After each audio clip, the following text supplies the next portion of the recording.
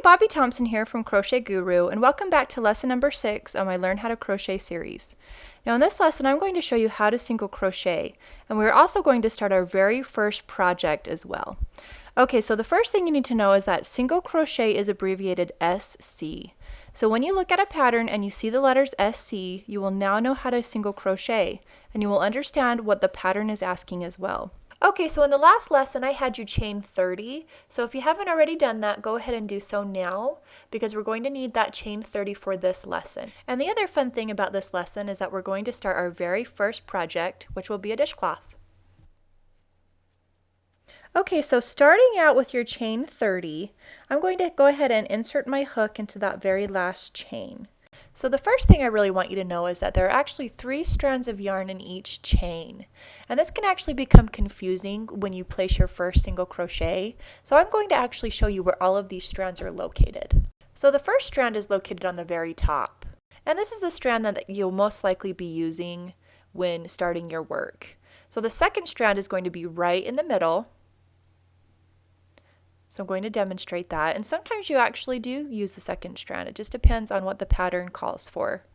And then the last strand, or the third strand, is on the very bottom. So when you push your hook through the last strand, you'll have 2 strands of yarn on your hook, which will be the top and the middle strand. Okay, so I hope that helps. But mostly what we'll be using, and mostly what you will always be using, is the very top strand when placing any kind of stitch or any kind of work into your chain. So I'm going to just show you that top strand one more time.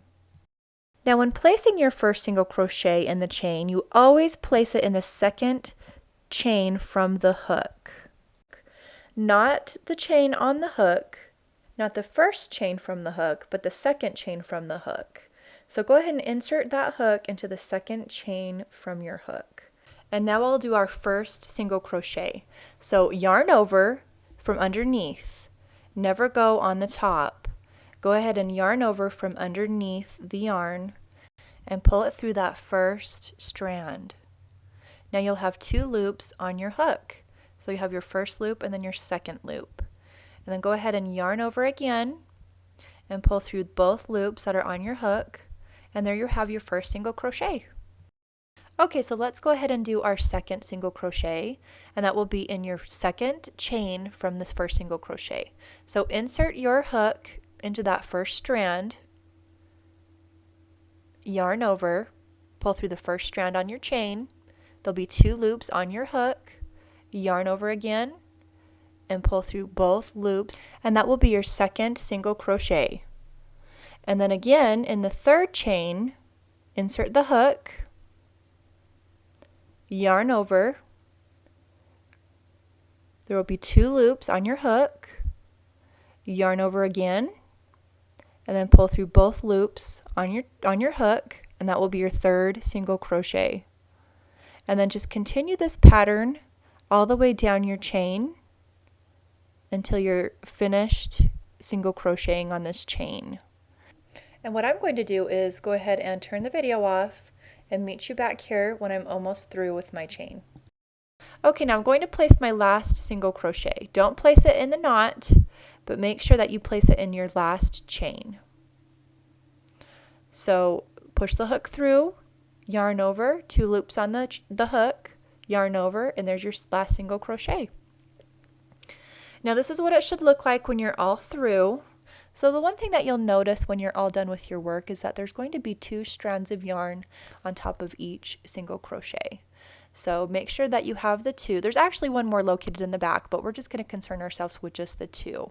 So also what's important is that we count each of our single crochets and make sure that we have all of our single crochets in place. Now you don't want to count the bottom ridge on the very bottom there, but you do want to start at that first single crochet on the top, and that will have 2 loops. Okay, so 1 single crochet, 2, 3, 4, 5, and what you want to do is just continue down, making sure that you have all of your single crochets in place. Now when you count, you'll actually only get 29. And the reason for this is because we actually skipped that first chain, if you'll remember correctly. So we're actually only going to be working 29 single crochets for our dishcloth that we're going to be making. Okay, So this is what it's going to be looking like. And what you want to do to start your second row is go ahead and chain 1. Now after you chain 1, you're going to want to go ahead and turn your work around. Okay, so when you place your first single crochet in your second row, make sure that you don't place the first single crochet in your chain. So right there is your chain. You don't want to place that first single crochet in your chain, but you do want to place that single crochet in those 2 strands that are connected to that first single crochet. So yarn over, pull through that first single crochet. You'll have 2 loops on your hook. Yarn over again, pull through both loops on the hook, and there's your first single crochet on your second row. Okay, so I'm just going to show you this process one more time, and I'm going to slow down the track and just let you watch at your own pace.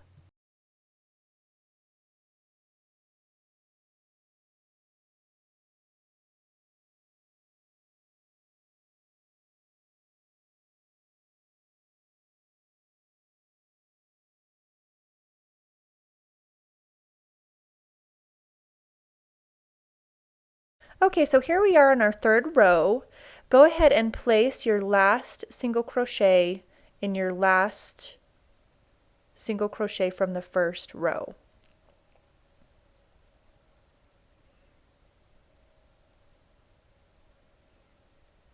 So 2 loops on your hook, pull through, and there's your last single crochet. Now go ahead and chain 1, and we'll start our next row. And the reason we actually chain is because we're meeting the height of the next row that's going to be worked. So on a single crochet, you just chain 1. So go ahead and just continue to work this third row. And what I'm going to do is we're going to move on to lesson number 7. And in lesson number 7, we're going to learn how to change color. So that way when you make this dishcloth, you'll have more than one color in this dishcloth. So again, just move on to lesson number 7, and we'll be learning how to change colors in our crochet work. And thank you so much for watching, and I hope you have a great day today.